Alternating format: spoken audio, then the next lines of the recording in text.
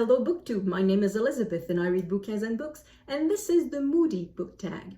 It was originally created by Slanted Spines and I was tagged by Sandy a couple of weeks ago from Miss Reads a Lot. Both channels will be linked down below. Prompt number 1. Do you consider yourself a mood reader? No and yes. No in the sense that I do not need to be in the mood to read. Regardless of the mood that I'm in, I will want to read. So that is a definite no. But if it means, do you choose your books according to your mood, then I would say yes. But then again, it's not so much a mood as because I want to choose the proper fit. I want to balance things out. So if I've read a serious nonfiction book about something dreadful, something like that, well, I've just read one or two for the BookTube prize, chances are afterwards I will want to read something lighter, something fluffier. The book I will choose next will depend on the book that I've just read. So in that sense, yes, I'm a mood reader. Question 2. Do you set TBR lists and do you stick to them? No, I don't set TBR lists. For Jane Austen July, I just set a pile of possibilities. That is something that fits me more. A bunch of books that I may read, but I will choose them according to my mood, I guess, when the time comes to pick one book. So if I was to set a TBR, chances are I wouldn't read it, I wouldn't stick to it. A pile of possibilities is more my cup of tea than a TBR. Question number 3. Do books affect you emotionally? Does the mood of a book rub off on you? A little bit, I would say. Not excessively, not a lot, not for a long time. So if I'm reading something sad, when I close the book, I will probably be just a bit sad for a few minutes. Not even a few minutes, perhaps just a few seconds. But then it goes away rather quickly. On the other hand, if I read something happy, chances are I will be happy. I would say that the happy book sticks with me longer. The happy mood rubs off on me more than the sad mood, I think. So, a little bit. Question 4. When you're feeling sad, what do you read? Or do you not read when sad? Well, I suppose it would depend on the degree of sadness. If it's something like a closed one just died, I probably will not be in the mood for reading.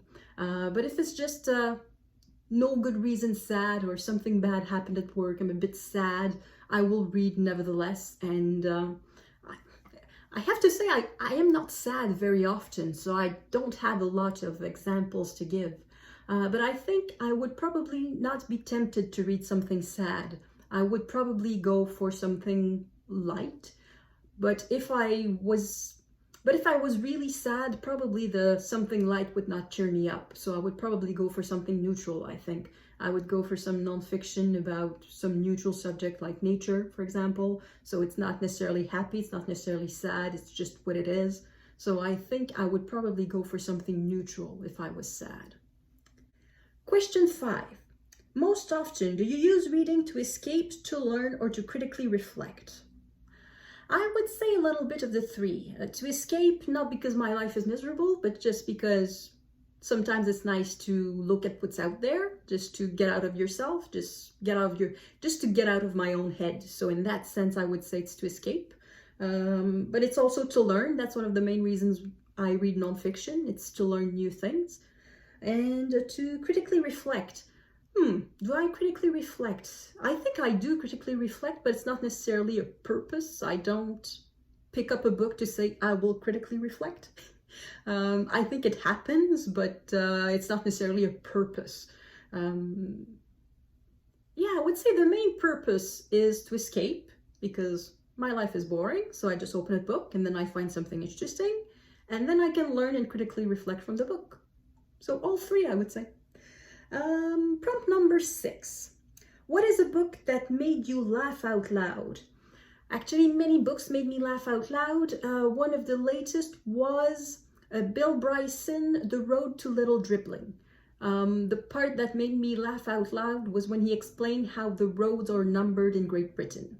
It makes no sense. It's really funny. So that was one that made me laugh. Question number 7. What is a book that has made you cry? Or if you don't cry, one that really moved you?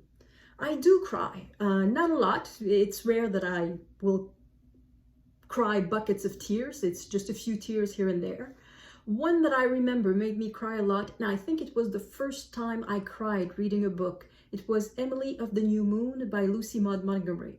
I was probably 12 years old, something like that. And the book opens with Emily losing her father. Her father dies. So I cried. I cried a lot, and it was the first time that I cried reading a book. Question 8. What is a book that you didn't even know how you felt about? I don't think there is one. I think I always know if I like the book or not. I think that's a minimum. It may happen that I felt nothing while reading a book or after having read the book, but that doesn't mean that I don't know what I'm feeling about it. It means that I'm feeling nothing. So, question number 9. Are you more likely to read on a sunny day or a cloudy day? Makes no difference. Any day is a good day to read. Question number 10. Do you usually set the mood when reading? Music, lights, smells, etc. No, I turn off the TV. I find some place quiet, but that's it. I don't need anything else. Anytime, any place, really. Just anything goes. And question 11. Can you leap from book to book, or do you need buffer time between them? I do leap from book to book. It's not uncommon that I'm reading 2 at the same time. It will often be a fiction and a non-fiction, and I can read a chapter of one and then a chapter of the other one. And if I finish a book, I just close it. I will stretch my legs, have a sip of water, and can begin another one right away. So I would say that I do leap from book to book. And that was the last question. So I suppose this is the moment where I'm supposed to tag someone, but that tag has really been around BookTube. I don't know anybody who hasn't done it yet. So if you're one of them, please feel free to do it. It's a fun tag. Thank you, Sandy, for tagging me. And thank you everyone for watching. I hope I will see you in the next video. À la prochaine!